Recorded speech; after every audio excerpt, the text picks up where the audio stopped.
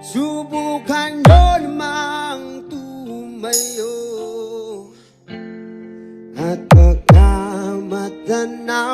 at pagkamatanaw ninyo ang tunay na kalagayan ko. DJ Wowie Remix. Upo, nandiyan po ba kayo sa loob ng malaking bahay at malawak na bakuran? Mataas na pader, pinapaligiran at nakapilang mga mamahalin sa sakyan. Mga bantay na laging bulong ng bulong, wala namang kasal pero marami ang nakabarong. Lumakas man ang ulan ay walang butas ng bukong. Mga flat, kutsara na hindi kilala ang totoong akong kaling mising puti, gatas na nasa kahon. At kahit na hindi pasko sa lamesa ay may hamon. Ang sarap sigurong manirahan sa bahay na ganyan. Sabi pa nila ay di tumurin matatagpuan ang taong na nagmamay-ari ng isang upuan na pag may pagkakatao'y pinag-aagawan. Kaya naman hindi niya pinagkakawalan. Kung makikita ko lamang siya ay aking sisigawan.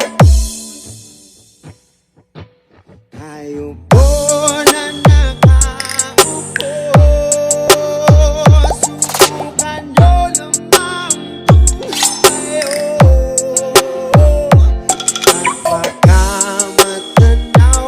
at pagkamatanaw ninyo ang tunay na kalagayan ko. DJ Wowie Remix. Mawalang galang lang po sa taong nakaupo. Alam nyo bang panakal ng bigas namin ay di puno? Dingding ng bahay namin ay pinagtagpitag-sing hero. Sa gabi ay sobrang init na tumutunaw ng helo na di kayang hiling lupang nilagay sa inumin. Pinakulong tubig sa lumang ako ring-ulingin.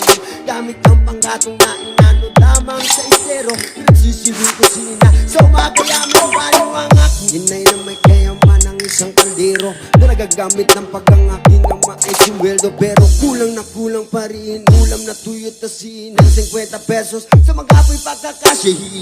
Di ko alam kung talagang maraming harang o matas lamang ang bakod. Kung nagbubulag-bulagan lamang po kayo, kahit sa dami ng pera nyo, walang doktor na makakapagpalinaw ng mata nyo. Kaya wag kang masyadong halata.